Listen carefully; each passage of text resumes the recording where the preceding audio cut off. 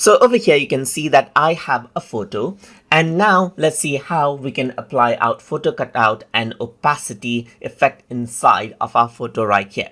So I am in the image editor of CapCut, and now what I'm going to do is select this photo first, and over here on the right hand side you get the options. So that's the cutout option as you can see right here, and the opacity option over here in the bottom. So if I were to go to under cutout, you can see that I can go around and replace out background right here, or I can use the cutout option as well. So let's just start with the replace background over here and choose this background as you can see right here, snowy mountain, and click on generate.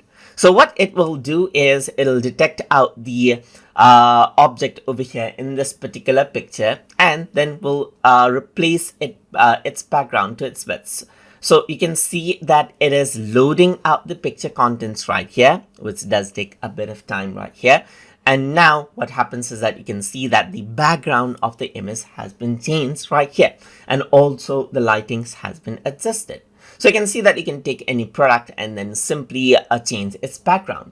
So if I were to go around onto Wall Lake right here and click on generate, the same thing happens. It'll detect out the background and the main subject, and what it will do is it'll replace out the background with the new background that is selected right here, just like this. It is not perfect in this artifact, but you can see that this is what it can do.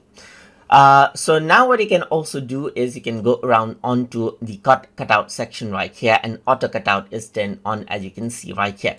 So this is replace background that is turned on, but let me just go around and turn it off and turn only the auto cutout as you can see right here. So I can go around and turn that on, and what happens is that you can see that the background simply gets removed over here. So now what you can do is you can go around onto photos and bring in any photo as you like. And now what you can do is you can simply go around and let's say for example, right click, go to layer arrangement and bring forward right here, and bring this to the top right here as you can see, just like this. So this is how you can go around and then utilize the photo cutout and opacity option.